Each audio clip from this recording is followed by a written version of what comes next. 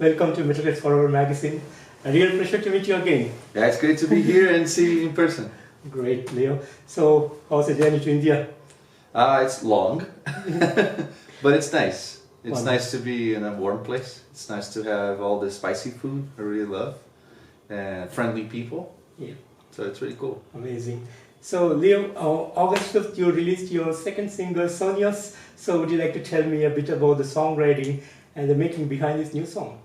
Sure. All right. So the intention of the song is about your never-ending chase of your dreams.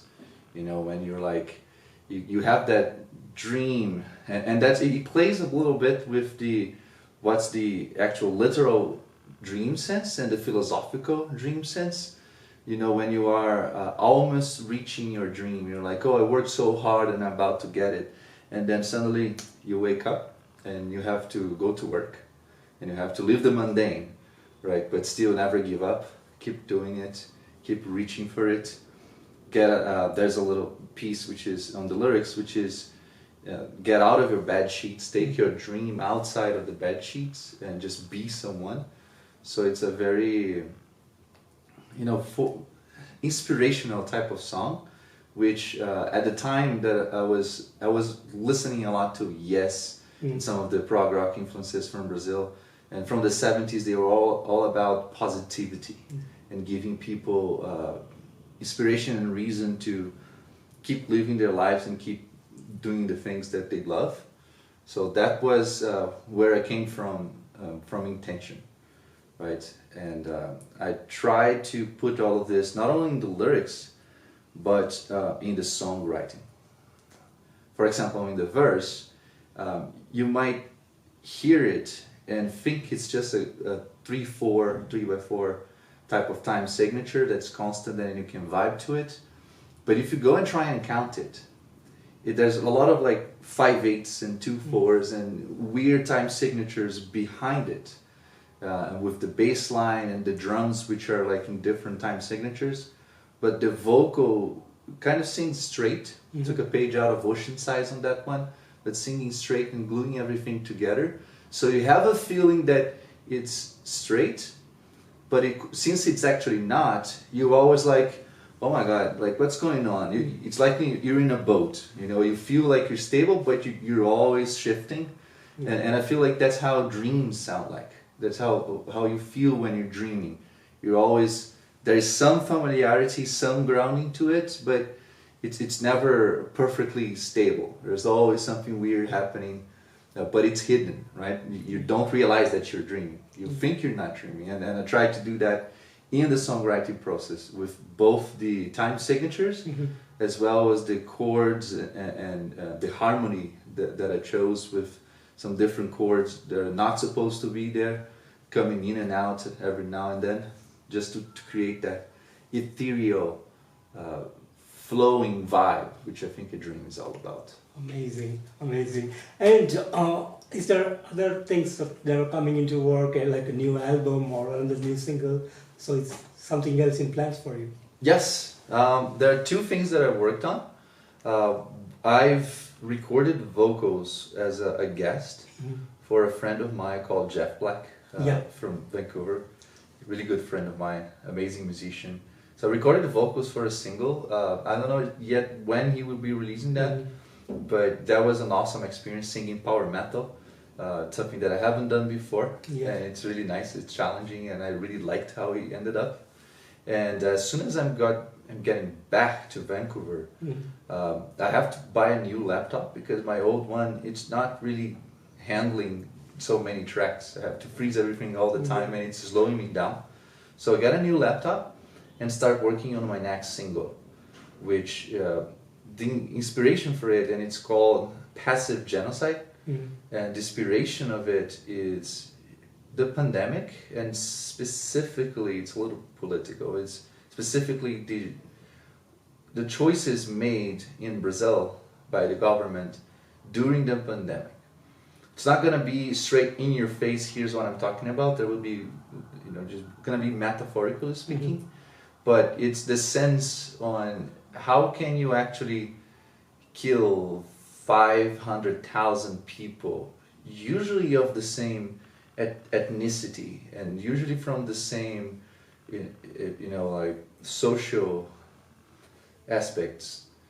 Not because you're just going out there and killing people, but because you're not doing anything, right? So you don't do anything, and that's why people die. Yeah. So that's genocide, but it's passive. Right? So that's the intention behind it. And I'm going to. I have a few chord progressions and riffs and some melodies that I've wrote for it. I still have to glue everything together and give it a final structure. But you will have some foreign flavor to it, which actually helps that I'm here in India, because I'm listening to some Indian songs, like traditional in and there, and I'm like, oh, I like this scale, right? It sounds similar. And I'm going to be using the Dorian sharp 4 scale mostly. It's going to change throughout the song, but that's the core of it, which sounds very foreign. It sounds, a little, sometimes Arabic, depending on how I will place it, sometimes kind of Indian. And I think it's going to work well with the inspirations that I'm getting from here. It's spicy. And I'll be inviting 2 musicians here. I'm going to invite Jeff Black to play some guitars, at least a really nice solo. I'm not a great guitar player myself, I can play some to compose, but it's not my main specialty. It's singing my main specialty. And I have a couple of friends live close by to me who are a couple of Spanish violinists. And I think that these types of scales and the foreign flavor with violins give that folk vibe, the kind of feeling like AYREON, when you hear AYREON, there's like this prog rock, prog metal, and eventually comes like some violins duetting with a guitar.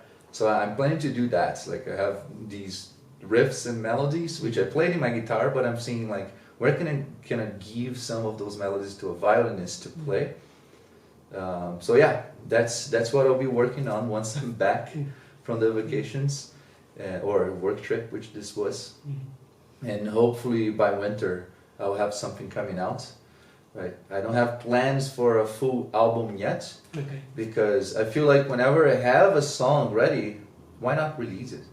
Why not get it to the people, and instead of just sitting on a bunch of songs for a while until I have an album and releasing a full album, or just single by single, little by little. Maybe at some point I'm gonna look back at it and say, well, that's enough songs that I could make an album. So maybe I'll get all of the raw recordings and remix everything so it sounds cohesive and release an album. But so far, just one step at a time. I work on a song, I mix the song, I like it, I release it, and then I work on something else. Sounds amazing. And lately, we're all into Spotify and a lot of other music networks. And back in the days when I was a kid, when I grew up, we buy the CD or a cassette or the LP, listen to the whole damn music. It's not like, okay, this is the best from this is the best from this. No. We just listen to the entire album, and then we feel, and then we realize this is the best one from this album, or the entire album songs also. These days, not like, just have one song. So the musicians start to think like, why to go for an album and put a lot of money and energy into it, rather than like release single by single. That way, the music reaches to a lot of people. You have a break, so people try to get and think into this music, and then when you release the next single, they might kind of start listening to it, so that all your music gets into the people. So that was that thought process of me and a lot of other musicians. When I spoke about these things, we all spoke about the same thing. So this is the same. So what do you think about this thing? I think there are 2 angles to tackle it. One is from the listener. The other one is from the artist. Right. As a listener, I love albums, especially when there are concept albums, when it's like one cohesive story. I love AYREON. I love Pink Floyd. Right. Those guys are just putting out albums which they should be consumed as a whole. Yeah. And especially, I think when you consume it through the vinyl, LP format, that forces you to do so, because you put the vinyl and you listen through the entire thing. It's hard to just, here's the song I want to listen to. Yeah. And eventually you have to flip it. So you stay connected to it. Like even as soon as it gets background and you stop paying attention to it, it stops. And it reminded that, oh, I'm listening to music. Let's go there. Let's flip it. Let's keep listening. Right? So I love this. I love the experience. But from an artist perspective, especially an independent artist, I think it's different when you're a signed artist, you know, you have a fan base and you have people who can wait. I don't know, how many years are we waiting for Tool? You know, like it was forever. But when you have those engaged fans, which can wait, and you just keep touring and keep doing other ways of, you know, achieving your fans, that works really nice, and just launching, like releasing some albums. But as an independent artist who kind of does everything from a bedroom, which is my case, right? It's really not feasible to sit down on somebody's music and release a full album. Because you release a full album, there are some people who like you, who are following you, they're gonna like it, maybe they'll buy it, it's gonna be nice, but you're gonna reach only like a limited set of people, right? You have these social media and ads and all those things, so every time you have a shot and just like, I'm going to promote things, you reach certain people. And then you kind of stop and you don't have more like how to promote the same thing again. So going single by single allows an artist to just release things faster, keep people engaged so they don't forget about who you are, and then a year later you come back with more music. And it also gives you a chance to promote every time you release. Right? So every time I'll release something, I'll do some campaigns, I'll promote, and then I'll reach some people. And then some of these people stay, some of these people go away, it's normal. And the next single will be able to reach some new people, right? So I think it's from the artist, from an independent artist perspective, it is the way to go right now. It's the best bang for your buck, let's say. But as a listener, I really like concept albums and sitting down and listening to full albums. Maybe one day I'll have the luxury of recording a full album and then releasing a full album with all of the new songs all together, packed together. But as of now, it's not really possible for me. Gotcha. And I know you're a solo artist. You said you sit by your bedroom and do music. But in the future, do you have plans to make it into a full band? I'd love to. It's hard to find the musicians to work with. For example, in Vancouver, and if anyone listening to this, like, think differently and want to provide me with some ideas on how to get help here, I'd love to listen to, but my experience so far has been that Vancouver it's been hard to find the progressive, especially progressive rock type of scene. There's a lot of people playing metal. Yep. And because of this, when I come out and just like, hey, I'm a singer, a lot of times people will ask like, can you scream? You know, can you growl? And I'm like, that's not really my thing. You know, I can do a little bit of it, but it's not what gives me pleasure. You know, I really like vocal techniques and studying, and I don't study these types of techniques. I like clean singing, well, with some grit, you know, some power into it, but still it's clean singing and not growling. So when I find people playing progressive, they're usually playing progressive metal with some djent, and a lot of the contemporary prog metal has been on the format of like chug chug chug, woo, some quick rundowns, and then someone who screams, and then on the lyrics they'll sing a little cleanly, a little more metalcore, like even sometimes it feels like I'm listening to emo-core when it gets to the chorus, and that's not really the type of song that I make and that I like to sing, right? So I'd love to find people to create an actual band or to join an actual band, but so far it's been hard to find people willing to play the type of song that I compose, or that already play the type of song that I like to sing. If that makes sense. Yes, absolutely, absolutely. And how has the reach been for you so far around the world? The reach, it's nice. I've got more than I thought I would as I started. For example, I started a YouTube channel, which started from zero, from scratch, and now I'm almost at 600 subscribers. And all I did was release my songs as lyric videos, Yeah. and then put out YouTube shorts. Just do a lot of YouTube shorts teaching people how to sing usually. Yeah. And they like to learn through YouTube, and they subscribe and they ask for more, and I reply to everyone on every comment, and people sometimes come and engage with me through Instagram to get some more help. And some of these people are just interested on singing. They're like, oh, this guy can sing, let's hear how he sings on an actual song, and they end up listening to my songs and liking the songs and staying for it. Also get some people who are great, amazing people on Twitter who always interact with me, and I'll tell them what I'm doing, and they like to go after the songs. There's always new people that show up kind of organically through these social media, and they connect with the song, and then we're like, dude, let's be friends, right? And it's nice because it's not only people who like the music, which I'm finding. I'm making real friends.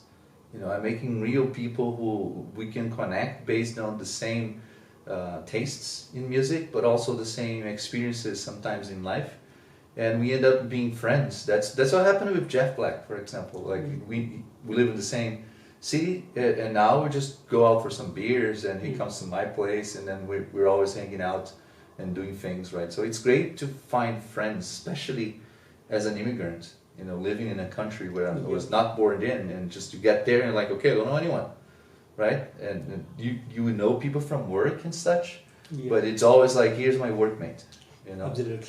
But connecting with people who are genuine friends, it's really important for me.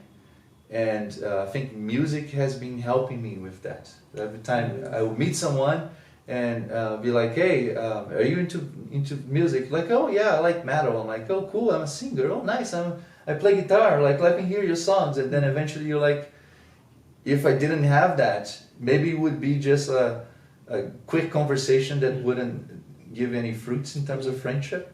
But by having that, I get some friends out of it, which is nice. Single after single, I grow a little bit. Let's see how it's gonna be with this next one. And it's also nice to release new things about the single. Like you release a single, you release a lyrics video.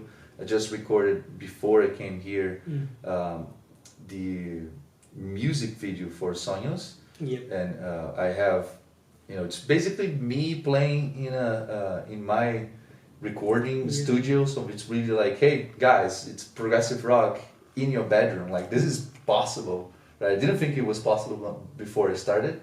And also the other musicians, the saxophone player Samuel and the keyboard player Ronaldo, all from Brazil, who recorded their parts of the song. They also recorded themselves like at home doing this. I might blend in a little bit of some shots from nature in Vancouver, which I think will blend nicely with dreams. Maybe even like just brewing some coffee, like that. It's morning again, and then there's some coffee brewing. Just blend it in with the just people performing. But I'll release the music video, and then I'll promote the music video, and maybe I'll get even more reach by then. Absolutely. Yeah, but that's the hardest part. It's great to write songs, to record songs, and to put out something like that, and people were like, oh, this sounds amazing, right? But finding new people to listen to it, that's the hard part, because you kind of have to play the social media game, and you're not just an artist, right? If you're a signed label, you just go into a studio, you do your best on your craft, and then they'll do the rest. But when you're alone, then you have to promote yourself.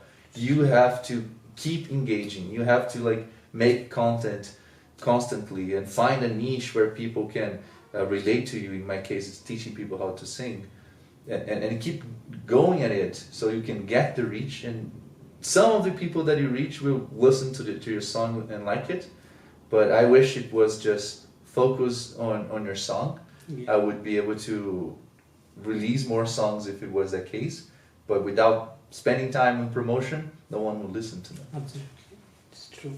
And how is the touring plan going forward? So do you plan to go on a tour or perform at least somewhere in Vancouver for this time? And what's the plan on those things? I'd love to. I think I need a few extra songs so I can have like at least half an hour set list that I can do, and then find the musicians to back me up. It would be a little weird to just get my laptop and sing on top of it. I could do it, but I'm not sure if that's what would connect with people and engage with people. But I think once I have So what has been some of the biggest moments since you started making music? Biggest moments since I started making music? It's definitely when I started, because my first single, it was right after I collapsed my lungs. Yes. And when I wrote "Will I Ever Sing This Song Again," it was literally what was on my mind, because I was recovering from that. And as I wrote the lyrics and wrote the melodies, and I was like, "Ooh, that's a big high C right there that I have to hold."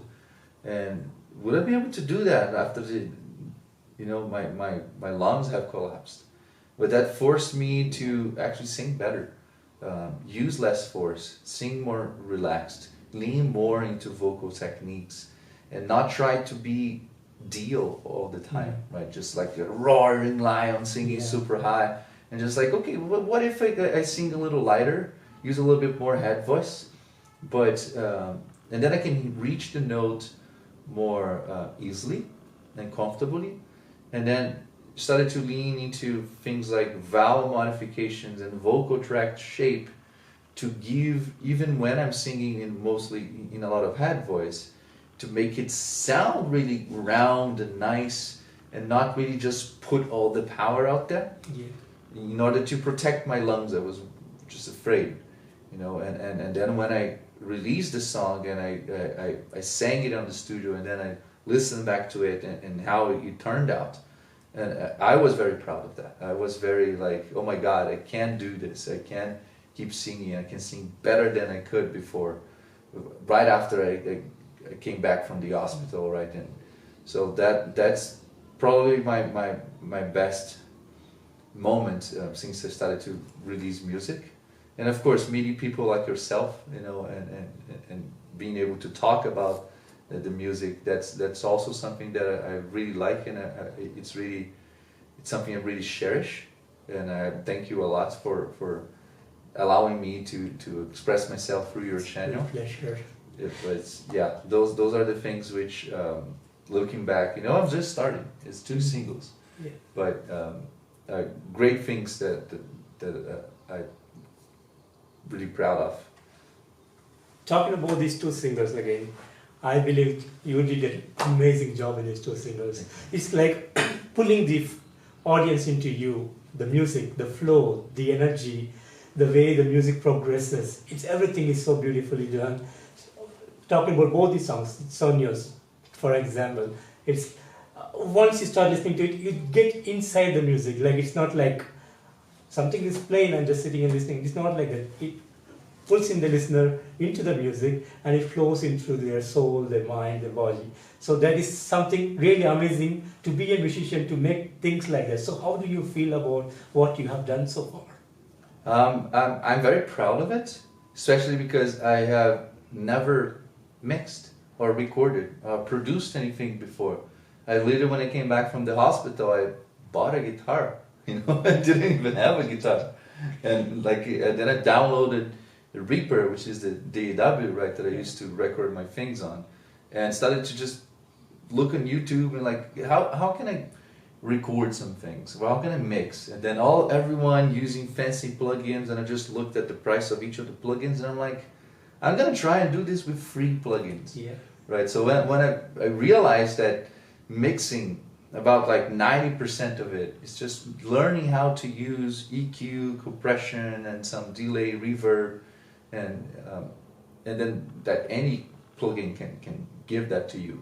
The paid plugins, it's gonna make your life faster. You can mix faster because it's easier to do the things.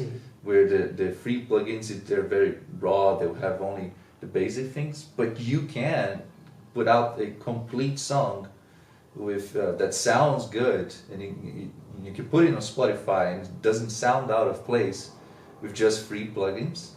So I'm really happy that I managed to just produce, right? It's so hard, and a lot of people tell me like, hey, like these are really great productions, and they're surprised that it's my first one. So that's something that I look back and I really like how it turned out, people accepting the things that I've done from my bedroom, and it's also, I think, empowering to others. Just like, hey, if you have songs, if you compose, if you have something you want to share with the world, you can do it. You can do it from your bedroom. You can do it with just free stuff. All you have to do is put the time and effort to do it, right? And in terms of compositions, I really liked how all of my study on music theory and songwriting kind of pays off when you say something like that the song draws you in and gets you involved into the story. Because if you just throw a bunch of riffs together and maybe play a few chords and then sing something with it without thinking deeply about what you're doing, you have that sense that, you know, that there's some technicality to it. Steven Wilson put it really nicely recently, saying that modern progressive music especially feel like a sport, where you're just trying to see who can play faster and more complex, but it lacks sometimes, not everyone, right, but sometimes you listen to a bunch of prog rock, then you see like a bunch will fall in this category, where the songwriting, it's lacking a little more attention that we used to have back in the 70s. And it's all about the execution and the techniques. And I try to do the opposite, right? I try to be like, hey, there's nothing extremely technical. Maybe the singing is a little technical, but there's nothing extremely technical about the guitars, which are usually what takes the front row on prog. And just by going back to the theory and the songwriting and be like, what am I trying to tell? What's the message? It doesn't matter the lyrics. Like, forget about the lyrics for a moment and just think, what are the notes that will tell that story? What are if I'm making something like in an odd time signature, why is it that I'm doing this? Is it because I want to express like a dream world that you're not trying to get used to having a ground?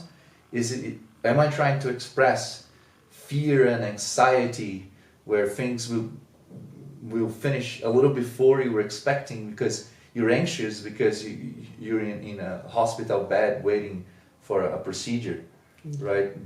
That's how I try to use this songwriting to tell a story even without the lyrics. And I actually get a lot of inspiration from video game music. Like from video game music, maybe you never played the game, and then you get like a Final Fantasy, let's say, OST, and then you press play on it. You listen to it. Maybe you never played the game, but you understand. This sounds like a happy village. Ooh, this sounds like there's an intense battle going on. Well, this sounds very victorious. It's probably right after we won a battle, right? Oh, this is very tense. Maybe there's a plot twist going on. And you, without any lyrics, just maybe not, without even instruments, right? On 8-beat type of sound, just through songwriting, you can listen to an entire story and emotions that you can do it with video game music. So when I have all of the instruments and singing and lyrics and all of that, you shouldn't just take for granted the rest, right? At least that's how I try and tackle it, is to structure the song and every single note, every single choice that I make in the songwriting. It's not because I noodled something and it sounded good. It's because I had an intention behind it, right? Like, oh, I want this to feel very angry, so I'm going to use a bunch of flat fives here, right? And that's gonna create the tension. And then once the tension is done, the next section, I'm not sure if I'm going to just release the tension. So instead of releasing the tension to what we naturally, the first of the scale where everyone's like, okay, now I'm back home, I'm gonna go for some secondary dominants that just fancy words, but to say that you use the notes and the chords and everything to take where you want to go. So if I don't want to go home, I'm not going to go to the first chord. I want to go something else. If I want to shift completely what I'm feeling, I'm going to modulate to a different key. And then the lyrics come on top of it to glue everything together and to make it explicit, right? You're sitting down, you're listening to the lyrics, that's what he's talking about. But without the lyrics, you should be able to feel what I'm talking about. Absolutely. Amazing. And you, finally, what would be the message that you want to give to your fans around the world? Well, I think the main message that I want to give, and that I learned with the process, right? If you are a musician, if you are literally anyone who has any type of art, but even when it's not art, if you want to achieve things, everything is doable if you take your dreams outside of the bed sheet. But nothing comes for free. You have to put in the effort, and you need to be determined and think about things. Don't just do. Don't just take a guitar and start noodling and recording. Think about what you're doing. What do you want to achieve, right? Research how to achieve the thing that you're thinking. And then you can do everything. Like you can like just be someone, right? You have those dreams, go and achieve them. Right? And I think that's the message, even if you're not a fan of mine, if you never listen to my songs, I really want you to think about how everything is possible as long as you're willing to put the time and effort to achieve that. And that's how I approached music. That's how I keep approaching music. And another message would be give support, not to myself only, of course, to myself, right? I'm not gonna just say don't give support to me, please support me. But to independent artists who are really trying to put something out there, and it's very hard to do this. And I know on progressive rock, it's very easy to just go back to your vinyl collection and keep listening to King Crimson. Yes, those guys are great. Keep listening to them. Like I listen to them. But there's a lot of people putting their blood and soul out there to create new music, inspired by those classic music. And give them a chance, give them a listen. It's free. You just go out there and you listen to songs and it's free. And not only do that, but if you like it, or if you don't like it, or if you like a part of it and you don't like the other part, reach out to the artist, right? Just say, hey dude, just listen to your song. Here are my thoughts, right? And that, at least for me, that makes my day. Whenever someone comes to me and they talk to me, and they tell me how they feel and where I could do better, how their lives have been touched to any point by any art that I've did. That's the reason why we make it, right? We independent artists, usually, especially on prog rock, are not here for the money, right? It's very hard to get to actually live off prog rock, right? But still, we are out there making all the effort, putting all the time, and just releasing songs and putting them for free for everyone to listen. And just give them a chance. Just go and listen, pick a few people, maybe go into some Bandcamp Fridays, and support them and reach out to them. And those people that do, they are really important. They make this all possible. because I think without them, without the people giving the support, and by support I don't mean money, I mean really just, hey, I listened, here's my thoughts, and that keeps us rolling. And music needs to keep on rolling. We cannot just stay still, right? There wouldn't be King Crimson without Beatles, right? There wouldn't be Dream Theater without King Crimson, right? And there wouldn't be Leo Maia without all those guys behind me, right? And maybe there wouldn't be some amazing new people in like 10 years from now, 20 years from now, without the independent artists which are today putting their heart and souls to add some contribution to the musical world. So that's the message. Awesome, Leo. And Leo, I want to thank you again for giving me the second chance and the second opportunity to have you on the interview. A real pleasure to have you. And thanks again for these two amazing singers that you have released so far. Great songs, great work, great progression, and we and the entire metal community is looking for more new music from you, and we wish all, as a brotherhood, wish you all the best in the coming days, and thank you again, Leo. Yeah, thank you so much for having me here again. It's my pleasure. Thank you. Thanks.